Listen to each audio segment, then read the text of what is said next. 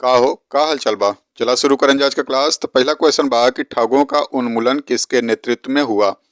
तो देखा ठगों का जन उन्मूलन भल उ कैप्टन स्लीमैन के नेतृत्व में भर रहल। ये जन ठग लोग रहलन उ कहीं काली, दुर्गा, भवानी आदि के पुजारी रहलन और ये अपने शिकार का सिर काट के देवी लोग के बलि के रूप में चढ़ावत रहलन। तब ठग लोगन के विरुद्ध कार्रवाई करे खातिर लॉर्ड विलियम बैटिक जौन रहलन उ कैप्टन स्लीमैन के नियुक्त कैलन ताकि ठग लोगन का अंत करल जा सके। ई जौन कैप्टन स्लीमैन रहलन उ कार्रवाई करे शुरू कर दिलन। तो कौनो ठगन के बंदी बनावे लगलन, तो कोई के फांसी देवे लगलन, तो कोई के आजीवन निर्वासित करे लगलन।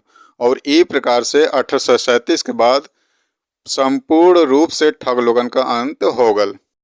क्वेश्चन नंबर सेकेंड बा कि लॉर्ड विलियम बैटिक ने किस प्रथा को गैर कानूनी घोषित किया। तो ई देखा लॉर्ड विलियम बैटिक जो रहलन उ सन 1829 में सती प्रथा के गैर कानूनी घोषित कैले रहलन। अच्छा, सती प्रथा के समाप्त करे खातिर ब्रह्मा समाज के संस्थापक राजा राम मोहन राय भी ई प्रथा के खिलाफ आंदोलन चलौले रहलन।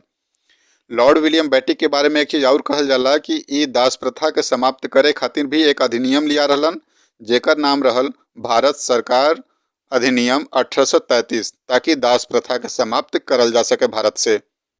प्रश्न संख्या 3 बा कि इल्बर्ट बिल किसके कार्यकाल में पेश किया गया। तो देखा इल्बर्ट बिल जो रहल उ 1883 में वायसराय लॉर्ड रिपन के कार्यकाल में पेश भय रहल।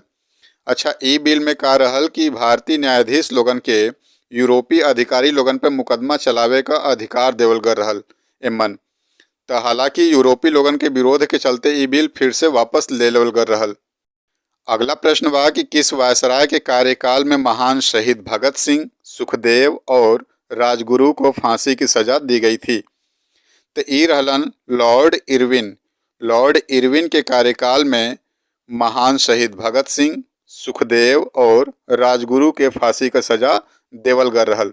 और इस समय रहल 23 मार्च 1931, यानी 23 मार्च 1931 के लाहौर के सेंट्रल जेल में ये तीनों लोगन के फांसी का सजा देवल गल रहल।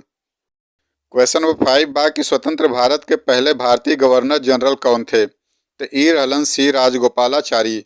1948 से 1950 तक स्वतंत्र भारत का पहला भारतीय और अंतिम गवर्नर जनरल रहलन।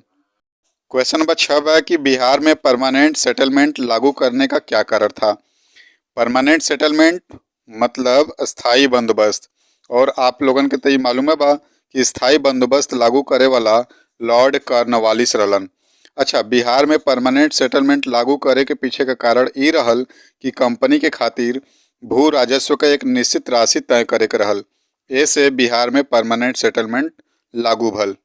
क्वेश्चन नंबर 7 बा कि जमींदारों द्वारा कृषक से मांगे गए बेगार या अवैध उपकर को किस नाम से जाना जाता था। तो देखा जमींदार लोगन द्वारा किसान लोगन से मांगल गल बेगार या अवैध उपकर के वेथी के नाम से जानल जात रहल। क्वेश्चन नंबर 8, मुझे विश्वास है कि कांग्रेस अपने विनाश की तरफ जा रही है और मेरी यह बड़ी इच्छा भारत में रहते होगी कि इसके शांति प्रिय निधन के लिए इसका सहायक बनूं। यह किसने लिखा। तो देखा ई सेंटेंस लिखे वाला लॉर्ड कर्जन रहलन। लॉर्ड कर्जन सन 1900 में ब्रिटिश सेक्रेटरी ऑफ स्टेट के एक पत्र में लिखलन कि हमें विश्वास है कि कांग्रेस अपने विनाश की तरफ जा रहल बा और इनकर इच्छा ई रहल कि भारत में रहते हुए कांग्रेस के शांति प्रिय निधन के लिए एकर सहायक बने। क्वेश्चन नंबर 9 बा कि अंग्रेजों ने भारत पर लंबे समय तक राज कैसे किया।